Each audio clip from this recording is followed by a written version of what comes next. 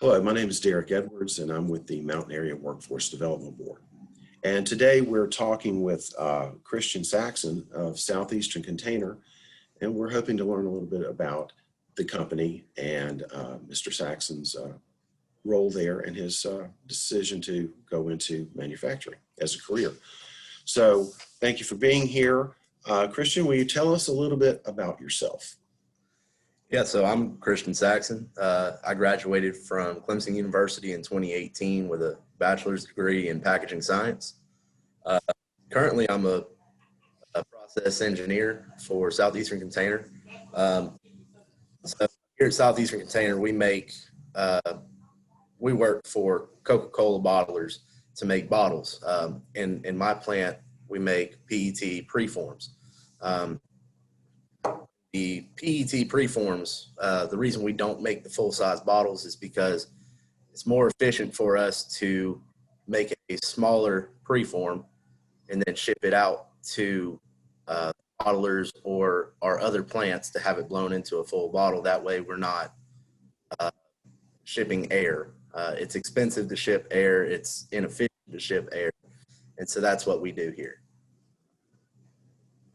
So that blank that you held up, what size bottle does that blow up into?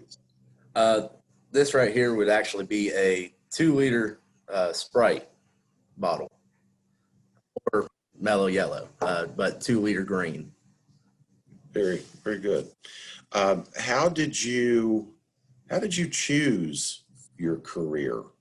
You could talk about your decision to make of the major that you pursued, and then kind of what your thought process was in going into this kind of a career. Okay. So I went to Clemson and I started out as an engineering major, and I just didn't really get a feel for the engineering major at first. So met a guy who's a really good friend of mine now, and he told me all about packaging science, and that nobody really thinks about packaging. We're just making trash, basically. And it's kind of funny because, he told me about packaging, I started to look into it, and these may be pretty old figures, but something like 10 cents of every dollar goes directly to packaging United States. So I knew that there was something there. There was opportunities. So I changed my major to packaging science. And at Clemson, part of your degree is that you have to complete a 6-month co-op or internship, which gives you real world experience. And so fortunately enough, I interviewed with Southeastern Container, and they liked me enough to bring me on as an intern. And so I worked for 6 months, and at the end of that 6 months, they offered me a position here full time, but I still had to go back to school for a year. So whenever I graduated in 2018, I came on, I think, right at the beginning of 2019 as a process engineer. Okay, thank you. What education, training, or background does your career require? Well, as a process engineer, I believe most companies look for some sort of engineering degree, a bachelor's degree. But like I said, I have a degree in packaging science, so it's not always, you don't always have to have that engineering degree, but you have to have a degree with some sort of science background or mathematic background. So if you wanted to go back to school, will Southeastern Container help you with that? Oh, definitely. Talk a little bit about that. SEC is, they love to send us to continuing education courses. They love to, they really want everybody here to succeed, and they want to give you the education and try to build up their existing workforce in order to make this place even better. I think that's one of the untold stories of American manufacturing today, is that they are more than willing to train their workforce. And Help them get a degree, help them get advanced degrees, and it doesn't get a lot of press, but that's, to me, one of the great untold stories, because all we hear about is student debt. And if you go to work for a company and they're paying for you to go to school, there's not going to be much student debt on your part. And one nice thing about that, I worked here for 6 months and still had a year of school. I was able to pay for my last year of school out of pocket just because I worked, along with scholarships and things like that. Mm-hmm. That's great. So just give us a brief description of what does a typical day look like for you? Well, a typical day is not always what most people think of as typical. We start out in the morning, we go to a meeting, kind of a debriefing, if you will. And after that, it's just you go out and whatever problems they had from the night before that are left over, you go out and try to fix problems. That's pretty much what my position is you go out, you see something that needs fixing, you go out and you try to find a way to fix it. So you're working with other engineers and other folks in this process, right? Yes, sir. Other engineers on the floor. You work with just about everybody. So, in other words, you're not sitting around doing the same thing all day, every day. No, sir. Every day is a little different. Some days I come in and I have a plan of what I'd like to get accomplished. And a lot of times I come in with that plan and it's changed by 7:50. Right out the window.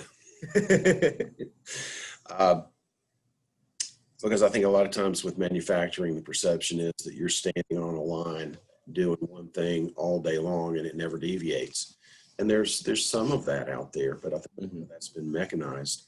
And so one goal of what we're doing here is to communicate to people that that there's more to it than that there's all kinds of different jobs within manufacturing.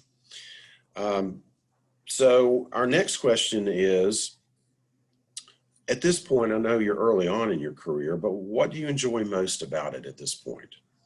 Well, the thing I enjoy most about what I do is I get to come in and help people succeed. I get to see what issues they may be having and try to come up with solutions to make their job easier, more efficient, safer, and also to help the company succeed. Good answer. And so then the follow-up to that is kind of describe some challenges that you've faced in your career at this point. Well, the biggest challenge that I face is, there's a lot to learn. I've been here for a couple years now, but there's always something to learn. There's always something new going on, and just the biggest challenge is getting up to speed. A lot of the people we have working here have been working here for 30, some even 35 years, and they've forgotten more than probably ever know. And I'm fine with that as long as I can just grab a little piece of that knowledge from them before they leave. Well, hopefully one day you'll be that person, and you'll be training. So. You'll be training that new person that just graduated from Clemson. I hope so. I know Southeastern Container hopes so. What characteristics do you think someone needs to have who's interested in your particular career field? Well, you have to have critical thinking skills. You have to be able to figure out what a problem is, digest it a little bit, and then figure out what a solution is, and then implement it. And so that's the biggest thing for my position is you have to be able to recognize a problem and then fix it. Yes, I can see that. So if you were look at middle and high school students, what should they be doing now to prepare for entering your career field in the future? Well, I think that you got to understand the practical application of what you're learning now in school.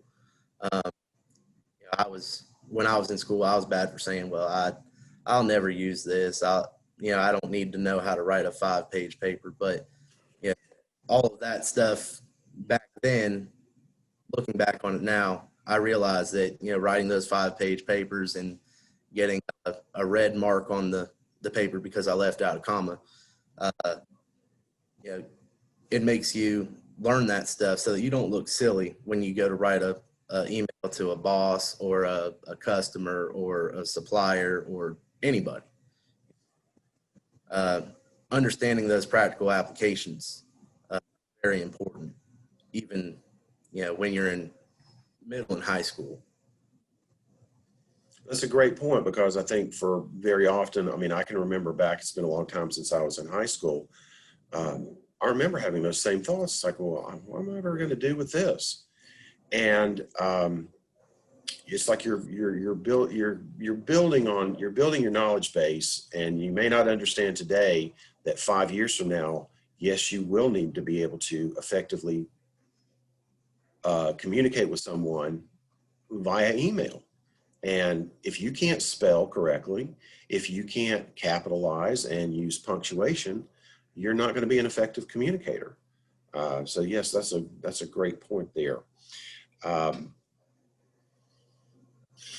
So beyond high school, if we look at just any career, tell us, what skills do you think are most important to be successful, maybe no matter what you do as a career?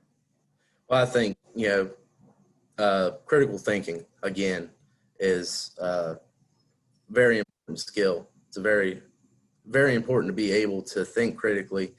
No matter what your job is, you're always going to have a problem, and no matter what position you're in, you're going to have to come up with a solution and be able to act on it.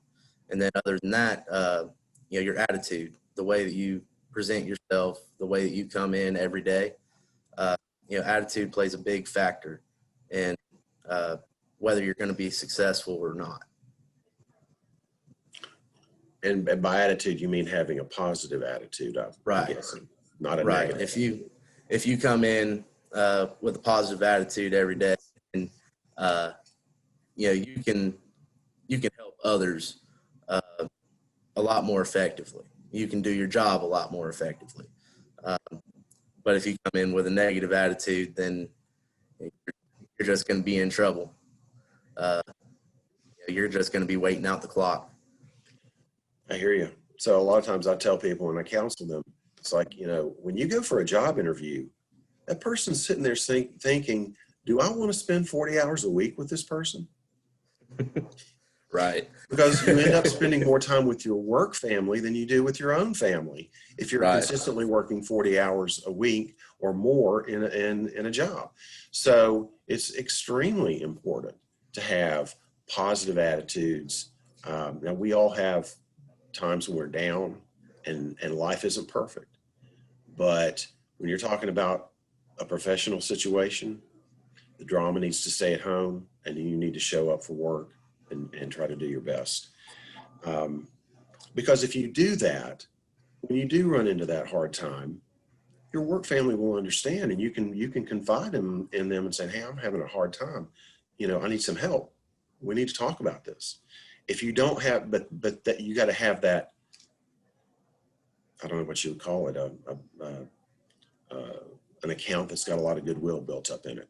Very important. So the last question is, what advice would you give someone entering the workforce in this day and age? So we've talked about attitude.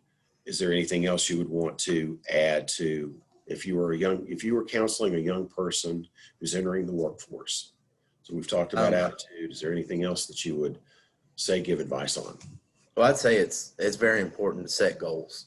And then, not only to set your goals, but then to make connections with people that can help you to reach your goals. I think students have the opportunity now to leverage social media and to make sure that you're using your social media presence as what's going to help you in the future rather than hinder you. I think that's very, very important. That is sage advice, because once you put it up on the internet, it's there forever, right? Yes, sir. So that picture of you doing something sort of inappropriate that seems really funny at the time, it may be funny to you and your friends, but it's not going to be funny 10 years from now if it's still on the internet. And because employers do go look at your social media, and if they see stuff that's very inappropriate, you're probably not going to get the job. So that's great advice. Well, I want to thank you, Christian, for being with us today. I want to thank Southeastern Container. I want to say thank you to Henderson County Public Schools for sharing the question list with us. And this is a production of the Mountain Area Workforce Development Board and the Land of Sky Regional Council.